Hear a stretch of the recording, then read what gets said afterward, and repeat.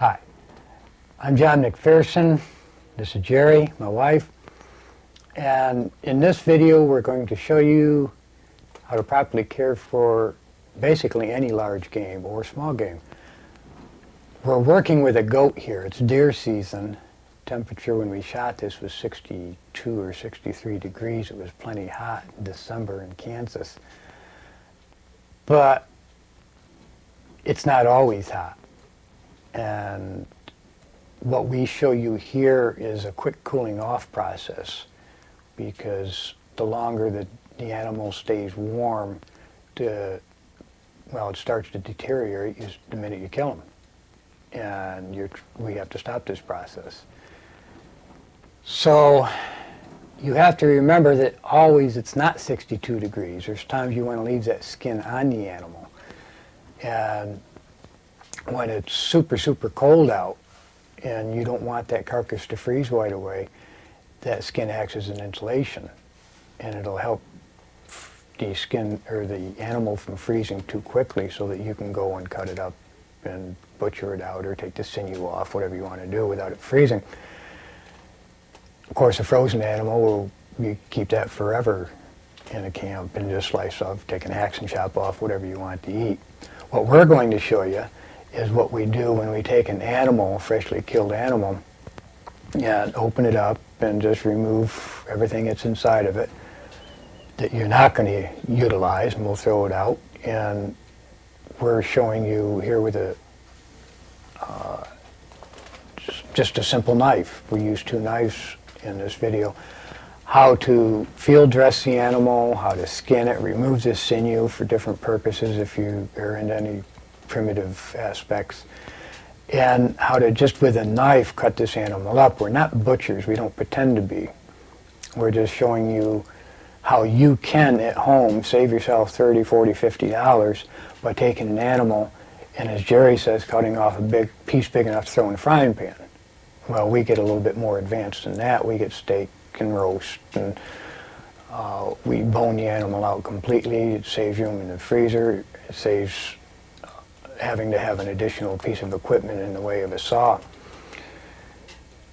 So when you're done viewing what we're showing you, you'll be able to tackle it yourself, or any aspect of it. You can advance it up. You can make hamburger, which we don't. We just turn it into stew meat. You can use a power saw and cut chops up, which again we don't. We just take the loins out and cut those up as our tenderloin steak. So, in whatever little over hour viewing time we have here, should give you the confidence to tackle it yourself. It's a real simple concept of taking an animal, and a rabbit or a deer or a moose or a cow, whatever, they're all basically the same. They're all put together the same. And here, using a goat, if you follow the rules on that, you can apply it to just about anything else and give you a real satisfaction of self-sufficiency, besides saving you several dollars.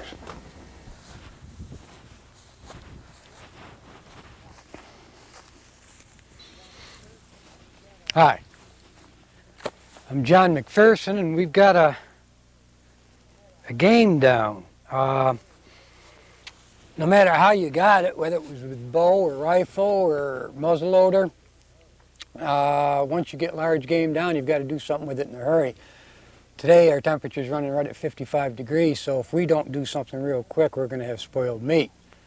You have to remember, from the minute that animal dies, he starts to rot.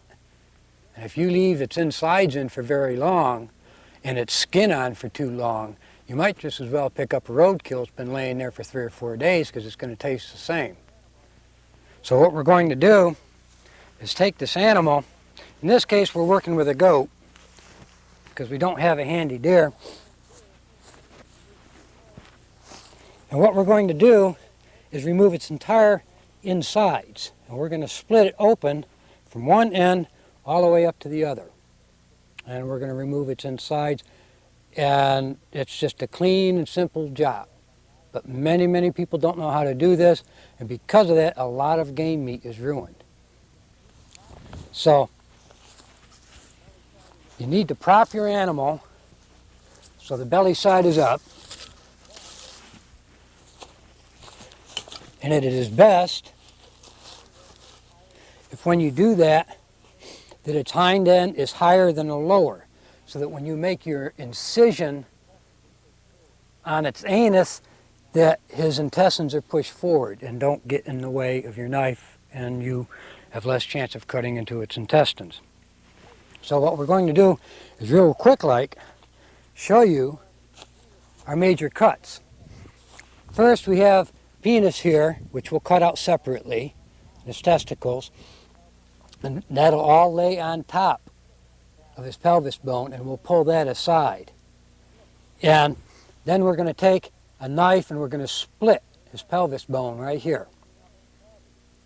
And from there, we can start opening up his cavity straight up through until we hit his breastplate. And when we do that, we'll take a larger knife and we'll rip right through that. And this would, if it was an elk or a much larger animal, you may need a meat cleaver or an axe, but on deer, you don't need anything larger than just a nice hunting knife. And then we're going to continue right up to its throat.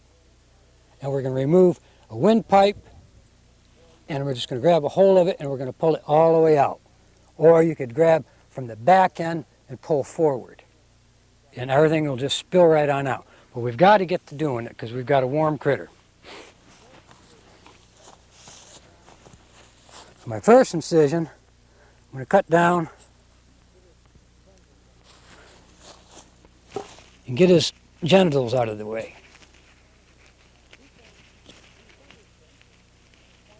Now I'm keeping my fingertip at the point of the knife as I do this so that I don't dig down too deep and cut into the intestines.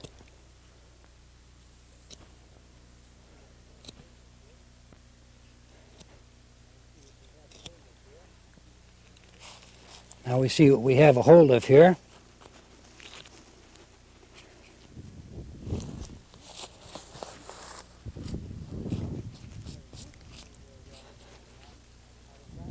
Whether you can see very well or not, I have got a line right here which I'm pulling. And I'm cutting into fat, but not tissue. That's his stomach lining.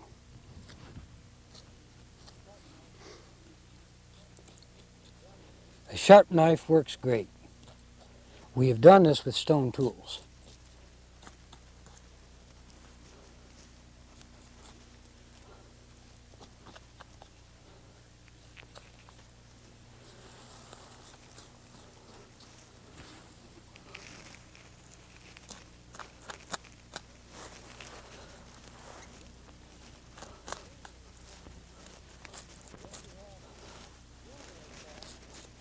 Okay, what we have is his urinary tract in my hand. Cut all the way back. It goes back in through his anus. It's out of our way now. There's no danger of cutting that open. Now what we have here is a pelvis bone. We're going to split this. And all we need to do with that is tap a knife down in here, and by forcing this at the same time, this pelvic bone will split wide open. And we've got some connective tissue holding the stomach together right here that you'll want to cut into, because that will help prevent your bone from splitting open. But I'm going to try to carefully cut down to that bone and around it so that you can see it and see exactly what it is that we're trying to split. There is a raised ridge right along the center of that pelvic bone.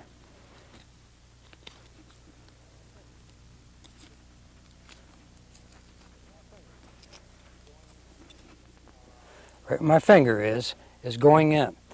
The pelvic bone lies, get some of this meat out of the way here.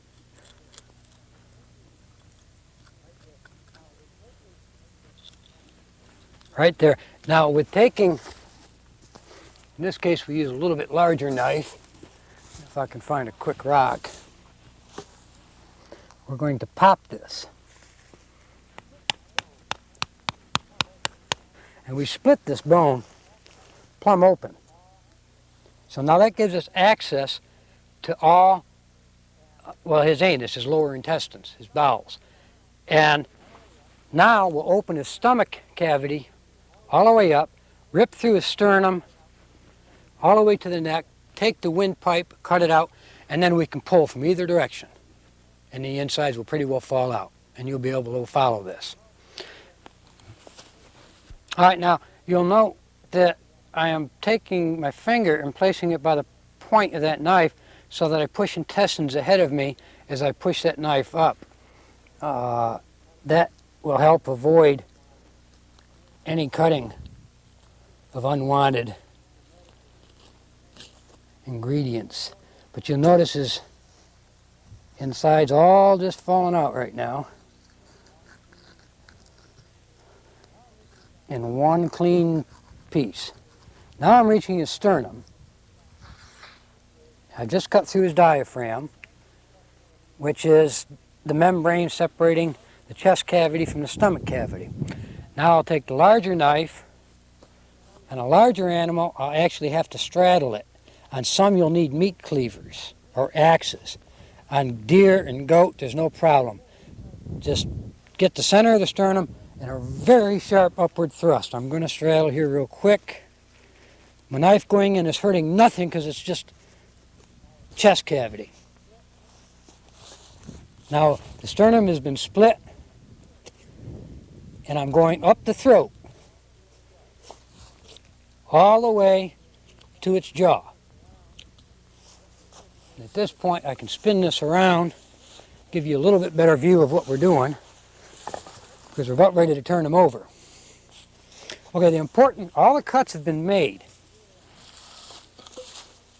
We've opened up the rear end.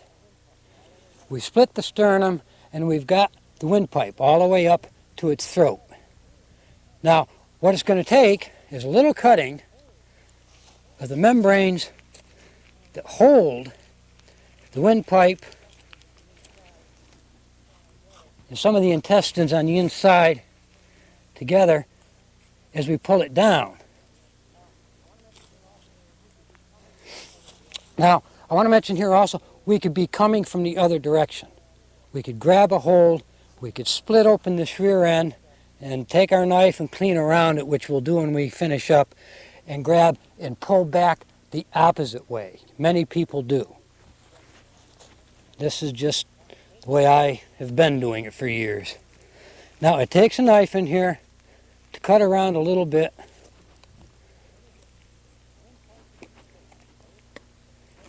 But it's the windpipe we keep pulling. Pull it rather gently.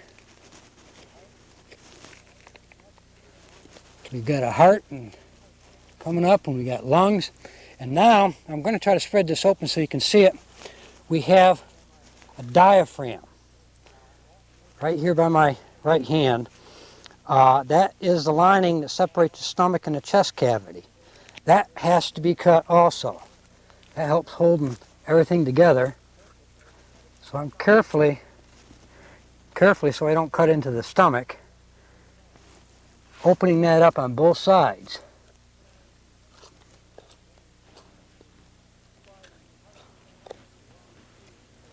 That's why when you heart or lung shoot an animal, all the blood stays in the forward section.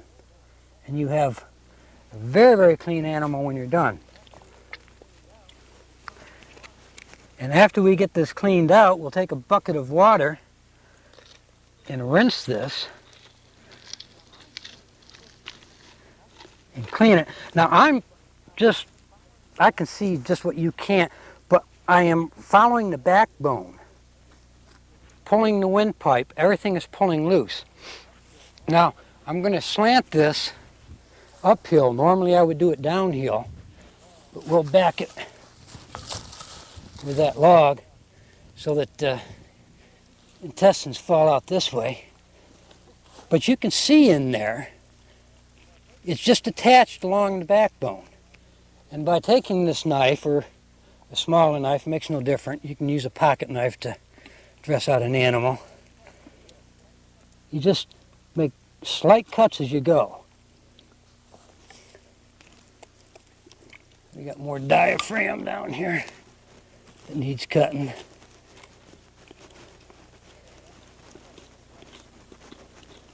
But that mention for a bucket of water was kind of a hint.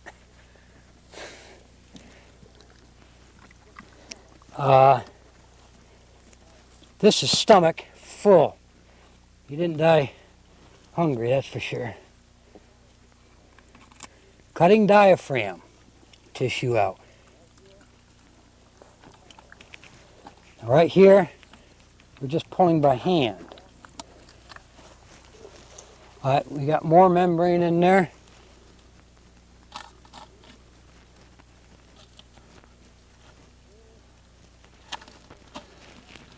Just being careful to cut membrane. You can see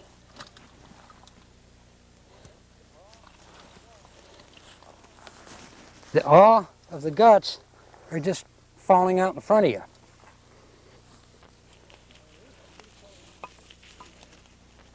Now we're reaching pretty close to the rear end where we split. And where we could have started from, the other end of our cable, so to speak.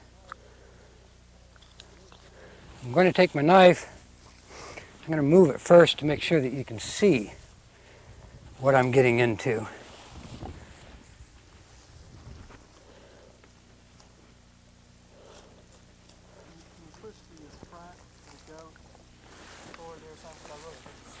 Okay, much better here.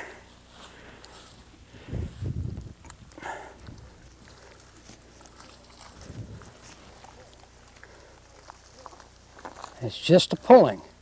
Now we've split, we're right at that pelvis that we've split. And say, some people, to avoid splitting that pelvis, use a long, like a fillet blade on a knife, and reach in and cut around that instead of splitting that bone. Just so much easier for me to split that bone.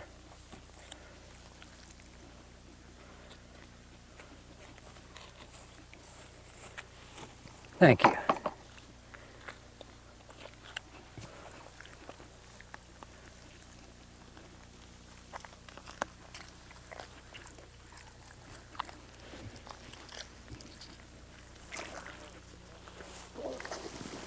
That's this pile of intestines.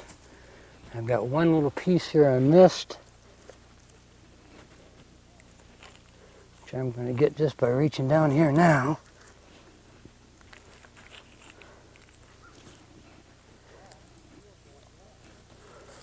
And you've got a field-dressed animal. This is so critical. Instead of running around trying to find all your friends to show them the animal that you shot, this is a stage that should be done. It needs to be cooled down immediately. This meat, as long as it's still warm, is still spoiling. So while that's open, throw a little water in it. In the wintertime we use snow. I'm not worried about the water so much for cleaning because there's nothing to clean in here. The animal's surgically clean on the inside, though he may not argue with you. But more for cooling of the animal. So from here, we're going to skin it out real quick, cut it up into pieces, and get ready to throw it in the freezer. Okay, folks, now we've got the insides cleaned out. We've got it cooled down somewhat with water, but it's a hot day. And because of that, we want to take the outside off, which eventually has to be done to get to the meat anyhow. We try to use a knife as little as possible because we save our skins for tanning. Now we need to open up the front legs. So when we get to pulling the skin on down, it becomes quite a problem. If we do it now, it's a lot easier. So we'll just rip these up real quick and get that done. Now, you notice I made slight cuts on the upper limbs. This is just to get it open so I could get a gambrel in there to keep the back legs spread. Now, I'm going to use this knife as little as I can. Skins, especially on warm animals, pull pretty easily. As long as the tree stays where it's supposed to be.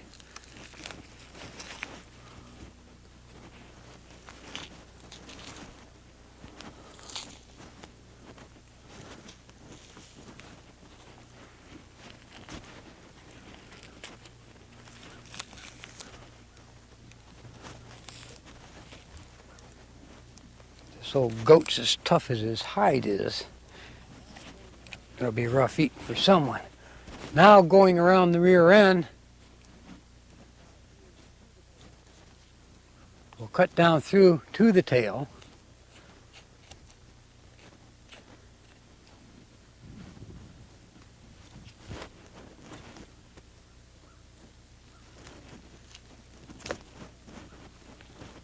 Yep. This critter's tougher than I thought it was.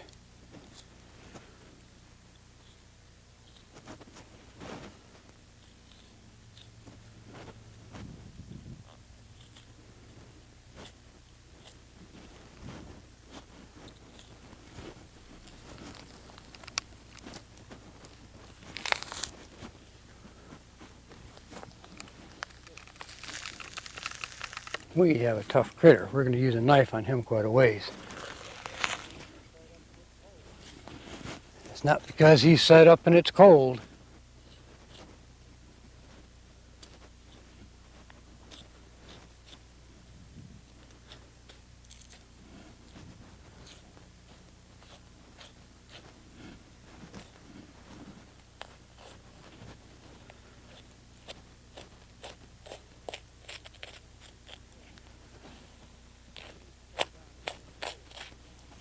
Okay, we need to cut down into the tail.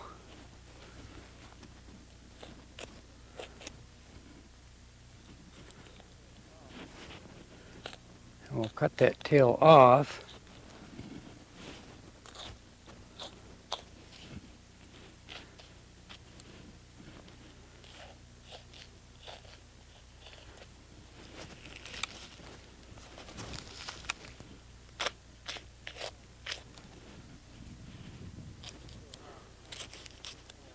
I just cut the tail off in one motion right there. There's a piece of cartilage there. When you find it, it just goes right through it. We're going to try to pull this hide off, or skin. This is a pretty tough old boy, and it's not pulling quite like any deer I've ever skinned. This is called fisting the skin off.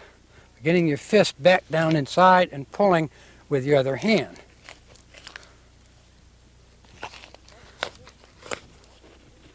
Now if you start your fisting along the backbone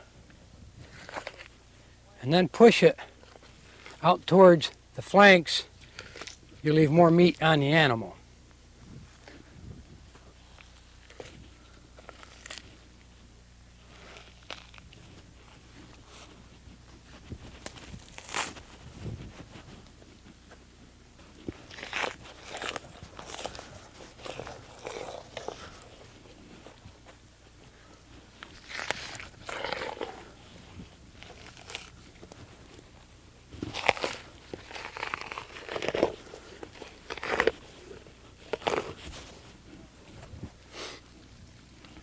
Okay, now we'll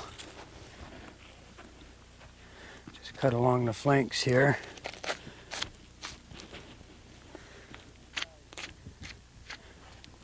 Leaving the side meat on the animal. Make a little bit of stew meat.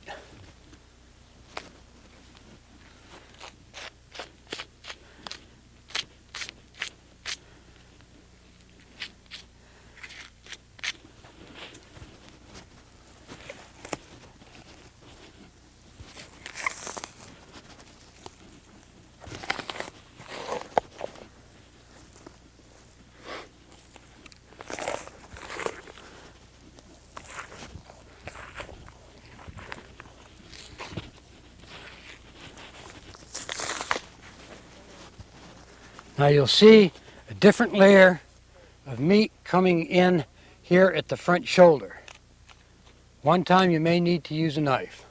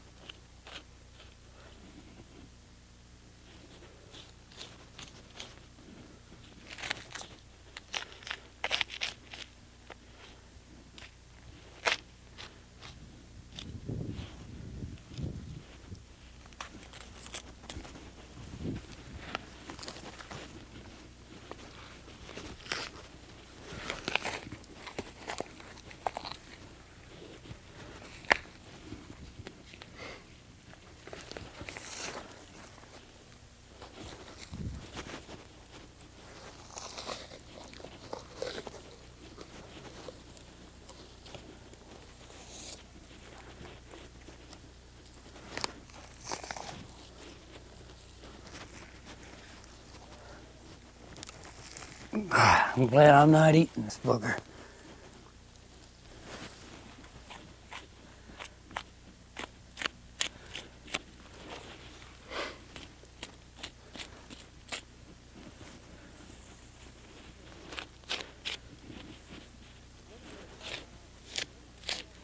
As you get into a neck on most critters, you sometimes get to a need of having to cut. But I've never had anything as tough as this. Of course, I've never skinned an elephant either.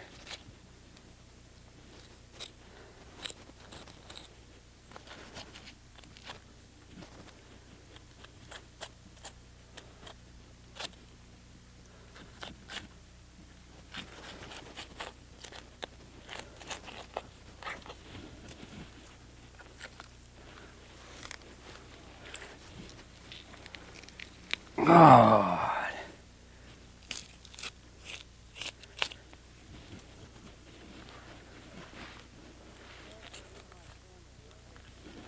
Jerry, you can come on camera here and hold this foot for me.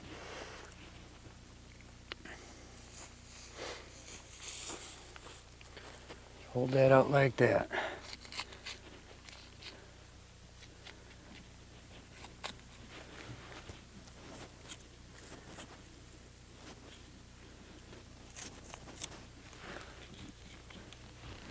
The other one here, please.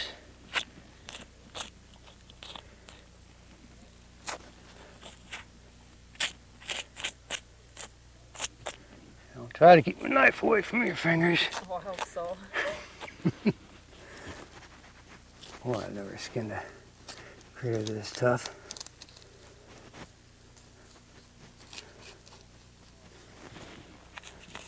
Now we just normally skin right there to below the hocks, the joints.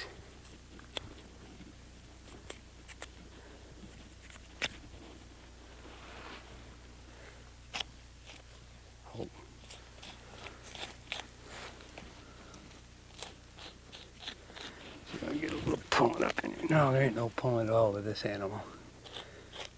It's like a hog, you skin it the whole way.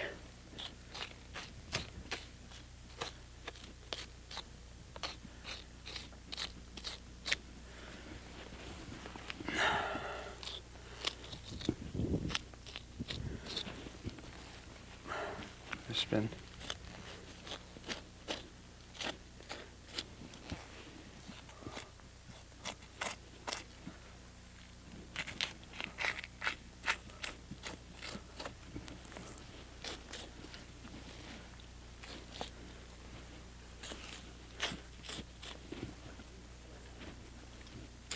Okay, when we skin to the ear. Some people like maybe make head cheese or something. They can do what they want with the animal, but we're skinned here.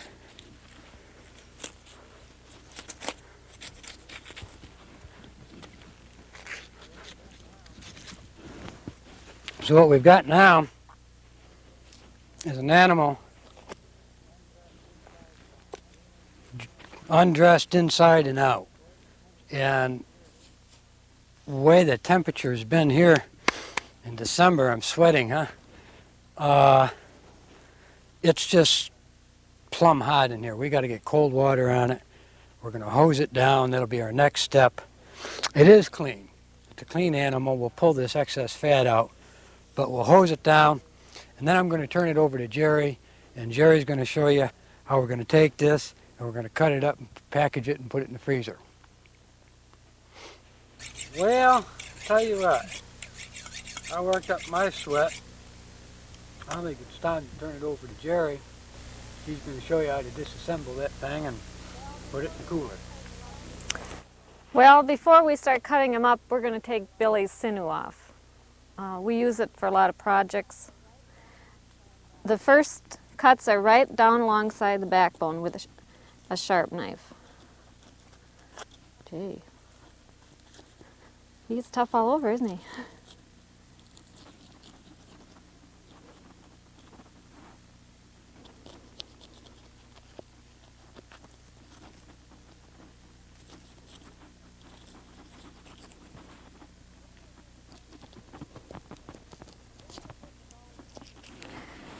And then we take a dull knife, which is real important. If you use a sharp knife for the rest of this, you're going to cut the sinew. You want to separate this outer layer of fat and membrane.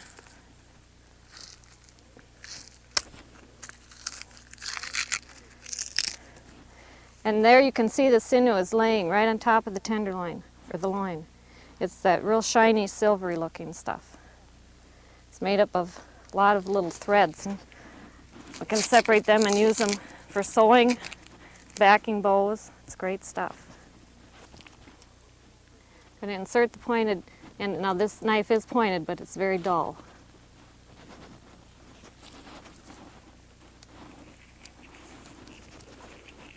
You might want to step back and let the camera see exactly where the knife is at. Okay.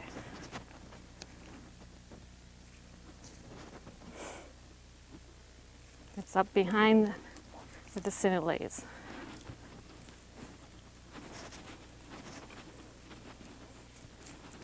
I can see why we haven't done goats before. Oh,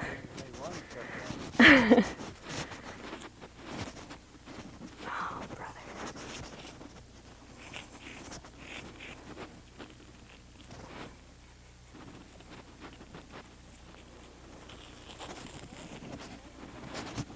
Now as it goes into the shoulder blade here, you can see there's a layer of meat lays on top. You can kind of scrape the top of that. Hold still, okay.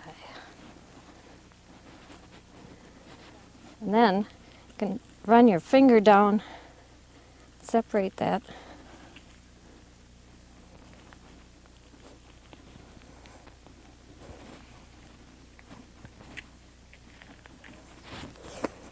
And usually, just pull it right out.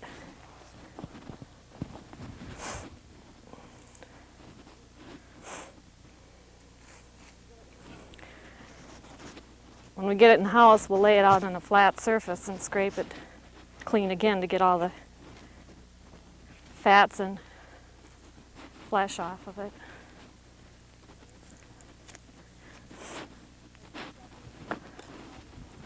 Where it goes up into the pelvic bone, it starts to knot up, and we don't need that real thick part. So go up as far as it starts knotting, and just cut it off. Oh, that's about 1 foot long. Yeah.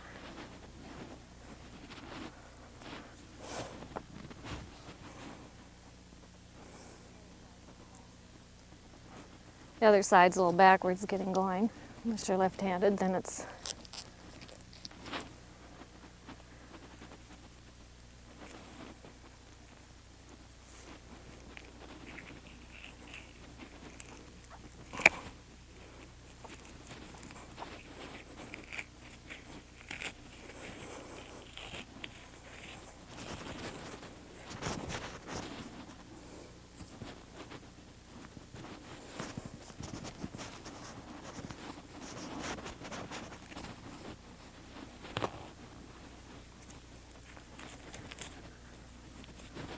There. I guess the next step is to take his head off. You want a sharp knife? Take one foot out. Well, I could take the other foot off. Yeah, that'd be nice. Our method of cutting up critters doesn't use saws at all. And in fact, the latest book that we're working on, we've cut up deer with a stone tool, stone knives. So all you need is a knife. Now to get this joint, you can feel where it's flat there. And just cut in. You can feel it releases. You can see.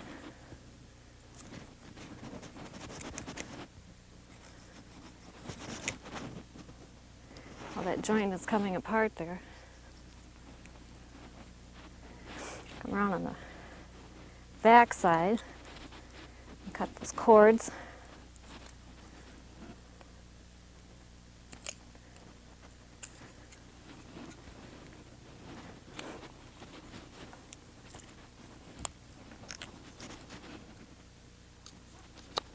And just off it comes.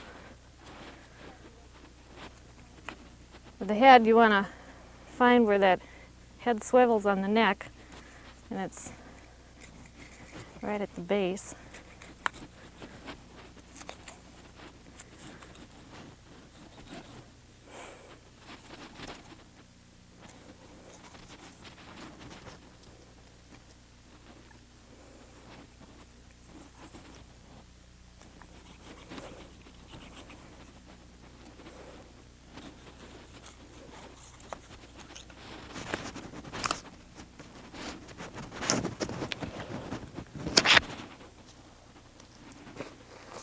Thank you.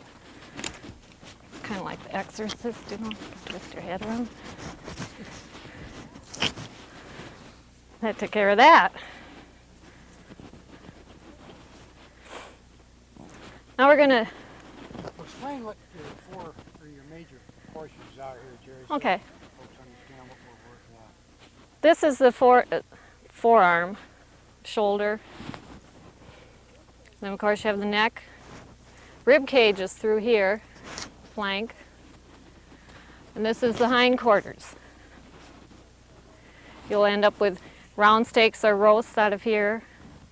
Probably on a deer, I'd probably make a roast out of this part. With goat, maybe you'd use it for stew meat. All the trimmings can be used for stew meat. The most tender meat on any critter is the tenderloin. It's the loin inside. And the next best is this loin that lays on the long side of the backbone. And we'll take those out separate. If you're going to a butcher shop, they'd probably saw across these bones. This would be pork chops or belly chops. Use a smaller knife, I think.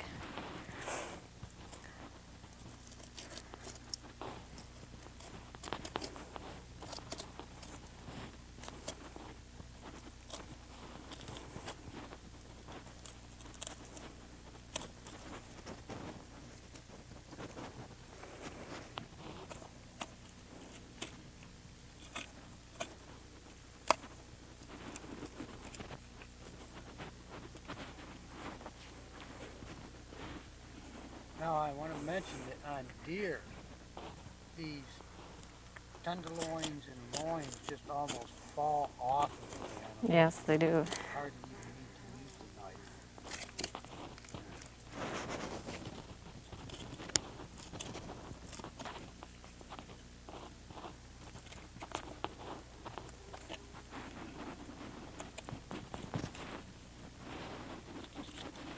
There's the tenderloins.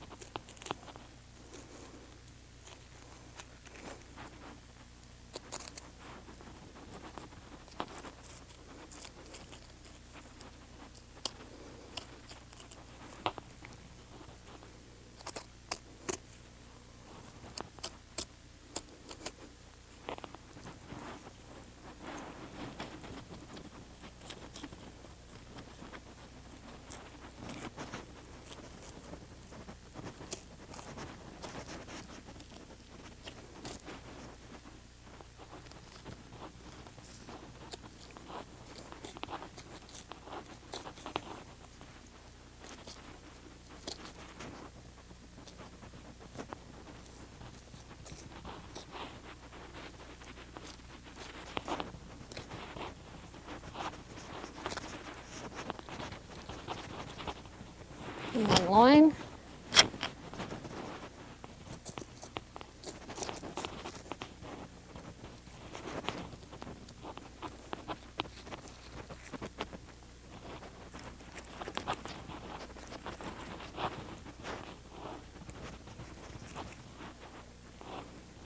Yeah, normally this is just a separate piece of meat that you can work your fingers in underneath and just about pull right out.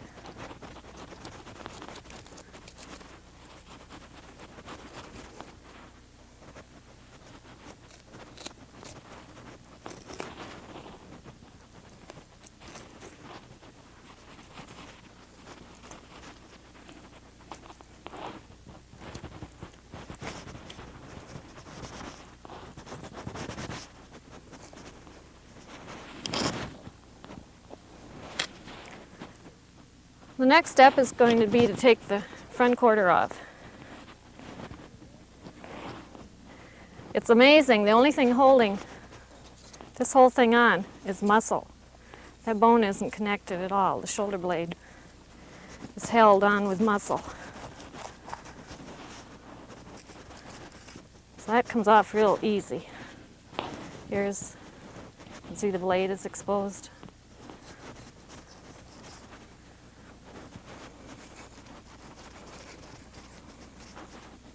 That's real simple.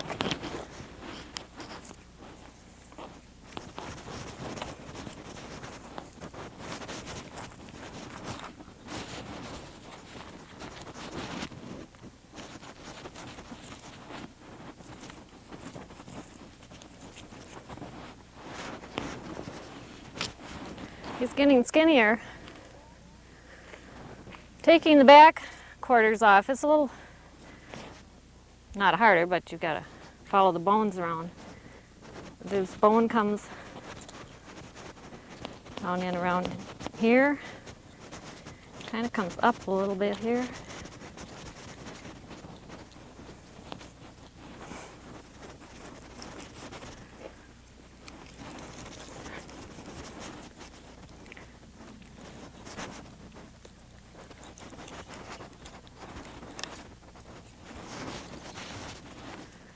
Okay, you can see you can see where it moves in there. There's a socket.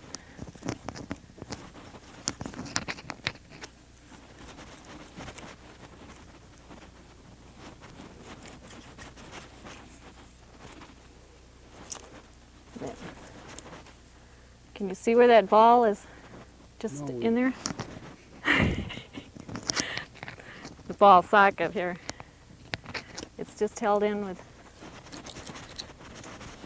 membrane, and that's free. Maybe, is that in the shade? No. Shade? Okay.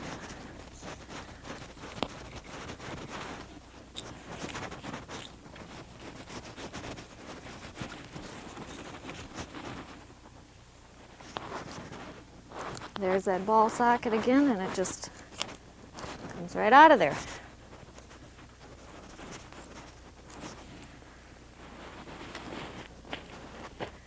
Now we'll take these guys down and start cutting up.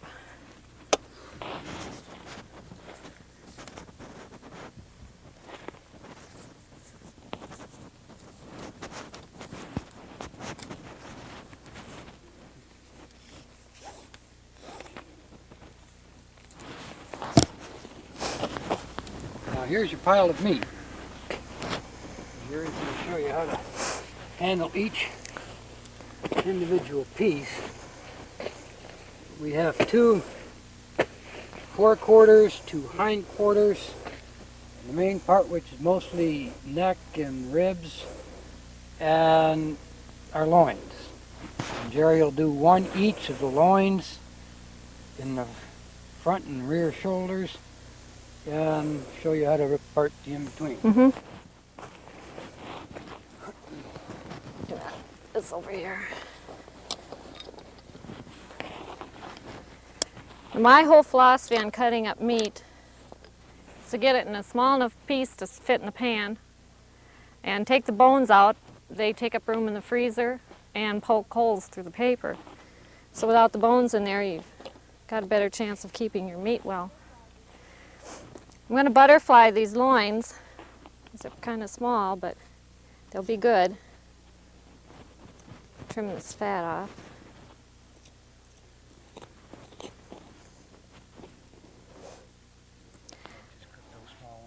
Just cook them whole? Well, then I'll butterfly these. Now the side on a large loin, this one probably wouldn't make any difference. The side that's to the outside of, next to the skin on the animal, is usually flatter, so you can get a nicer butterfly by laying that down. Then you'll cut twice as thick as you want your butterfly steaks to be. So we'll just cut this about like that.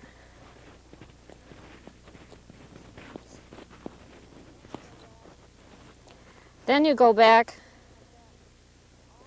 and cut that almost all the way through. I'll get this straight. Then you'll be folding that backwards. Can you see how that fastens together? You've almost cut all the way through.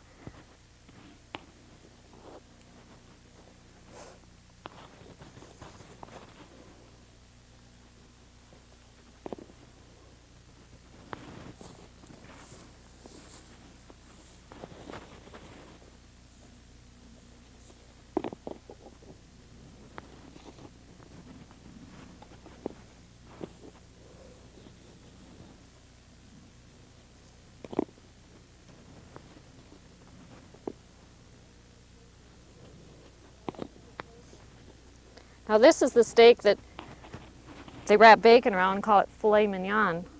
And you can put bacon around it if you want. Usually falls right apart in your mouth. It's the best part of the meat.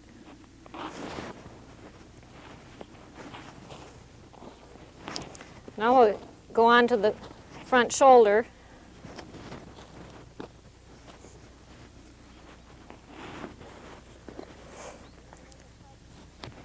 I usually make a cut right below this joint. And then free this meat. There's tendons that run down to the bone that holds this meat on. Going to cut through those tendons. Then follow this large bone up.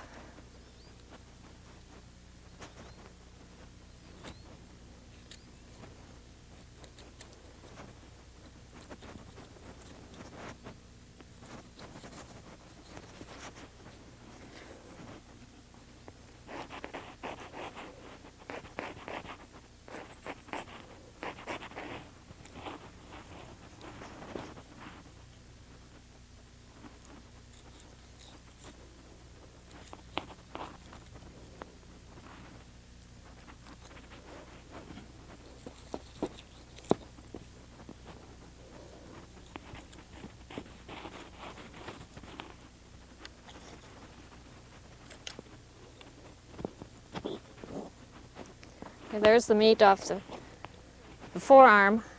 We usually cut it into stew meat. You could take your meat in, or if you have a hand grinder or whatever, and make hamburger out of it. We don't make hamburger. About the only thing you can't do with stew meat that you can do with hamburger is make hamburgers. We make chili, hot dish, even stew out of it. Here I've freeing this meat off of the second joint just by following that bone. I'm working on the inside. This is where the shoulder blade was connected to the inside of the animal.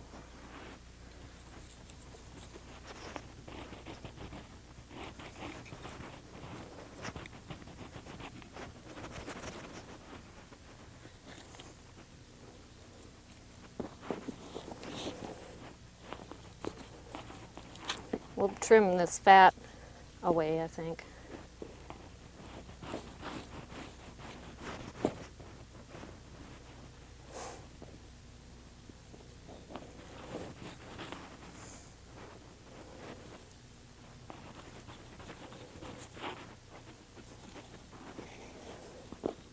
And you turn it over and cut this piece off.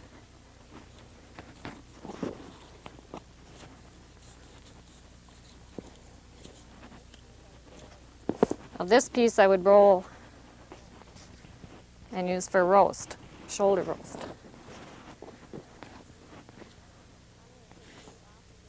Now I'm going to take the meat off the blade. Once again, I'm on the inside of the animal.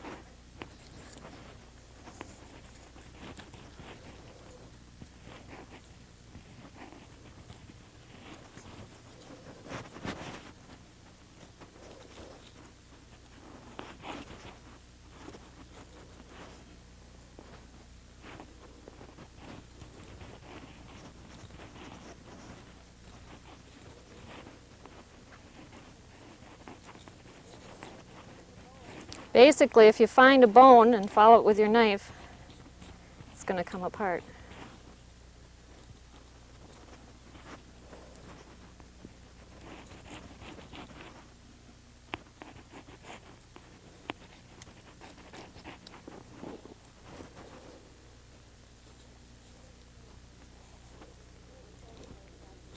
Here the shoulder blade has a ridge to it, so I usually just work up to this side and then switch over to the other side.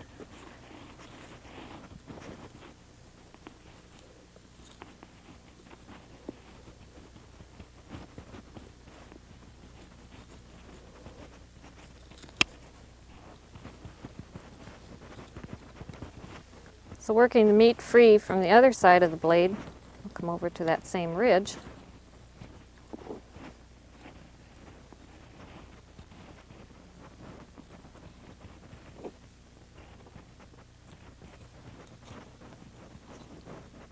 And just work over it.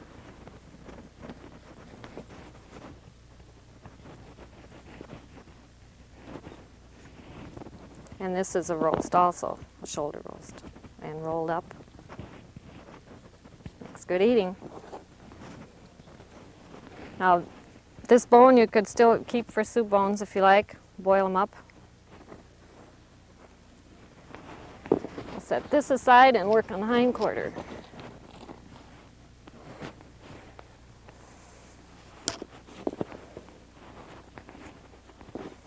There's only one joint in the hind quarter. Here again, we're going to free the meat from the tendons that attach it to the bones.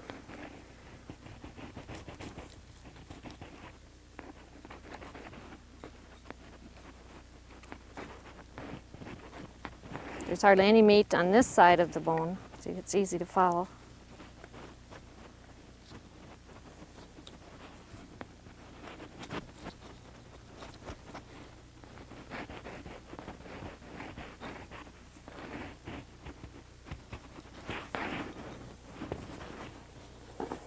And I'll probably cut that off right even with that joint.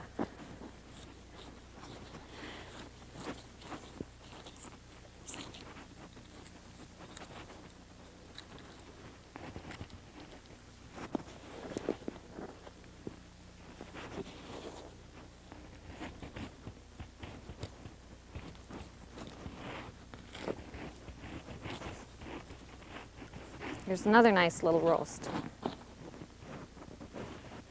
Tendon out of there.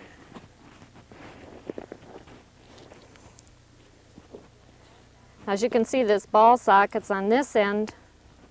This joint's on this end. All I have to do is know that there's a bone between, cut down to it,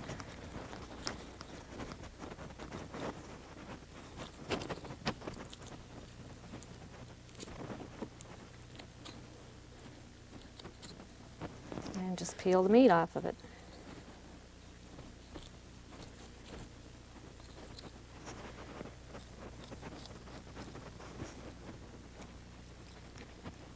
Now, if you go to a store and take it to a butcher, here's where he uses his saw, cuts right through it, and you have your round steak with it with a piece Yes. of bone in the middle. What we're doing here is just getting rid of the bone. So it's still round steak, you just don't get that little ring for your finger. This joint comes up here, so you want to cut down over that.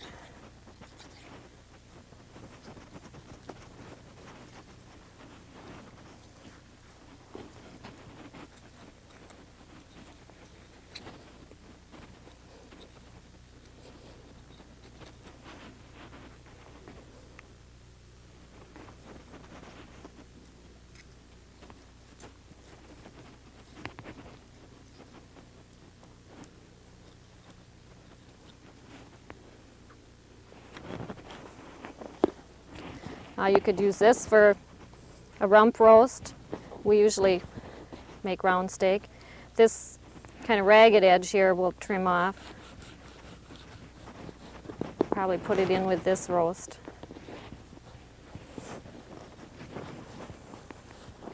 Where it's naturally split there, on a larger animal you could cut it there and cut your steaks.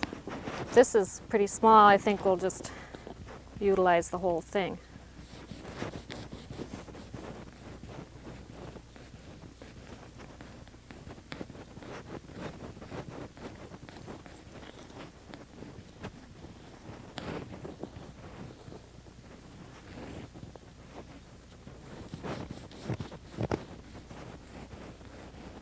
Chilled meat is easier to slice also. It gets firmer.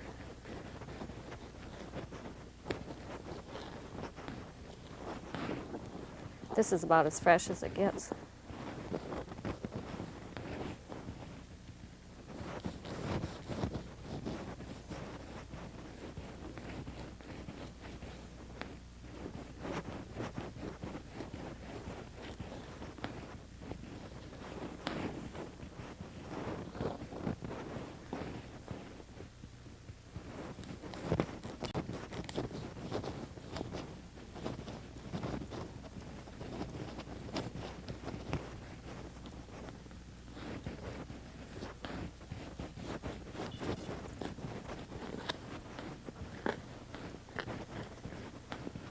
And here again, you're going to cut thickness for your family's preference. This one might be kind of hard to get a steak out of this piece here.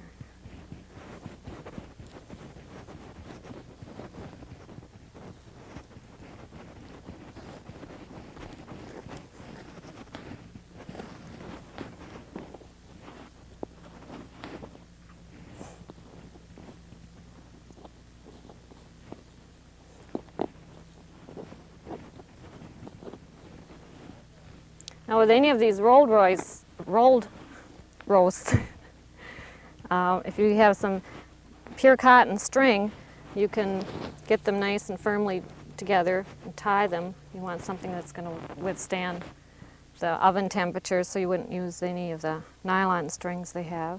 That just holds the meat together while it's cooking. I don't usually do that and don't seem to have any problem with it. It just makes it look a little more finished. We're going to work on the carcass now. Get some room here.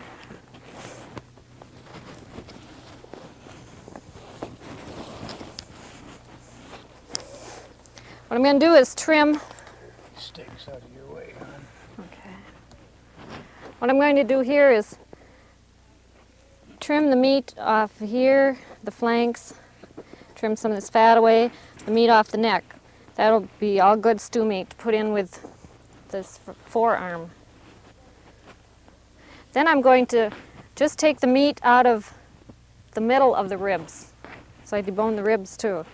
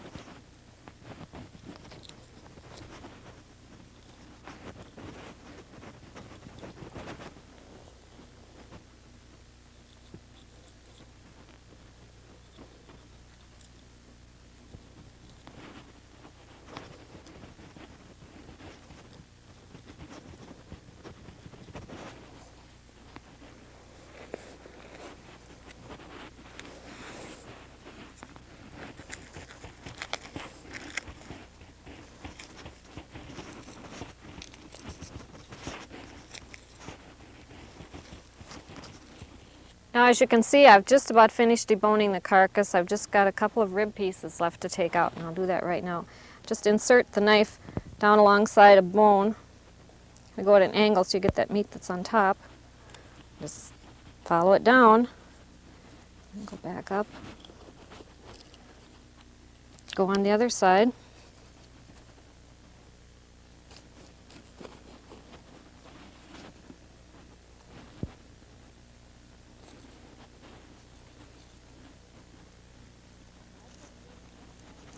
Now I cook this just like barbecued ribs, and it gets real tender, no bones.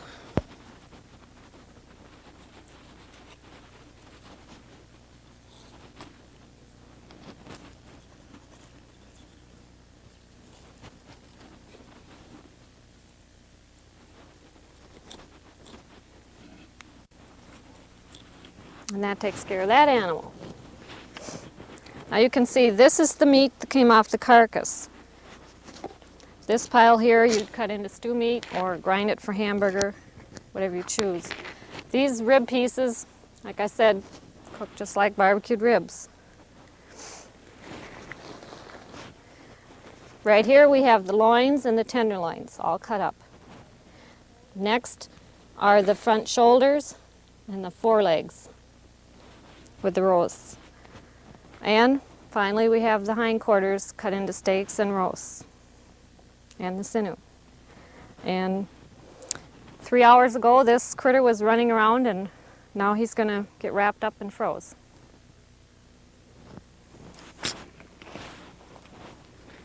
So what we've shown you is we're not going to put any butchers out of business. All we're trying to show you is how you can save $30 to $50 per animal by doing it at home yourself with no special tools. Just the pocket knife would have done most of this. We've done it with stone. Yes, we've illustrated the book doing it with stone on a larger animal than this. But more importantly out of this, and being thrifty and saving money, is to show you how to properly take the animal from the instant you kill it and turn it into edible meat. Not meat that somebody says, God, tastes terrible, I'll never eat that again. That's just generally due to improper field care. The sooner you cool that animal off, remove its insides, and take that skin off the outside, then the meat is going to be in good shape.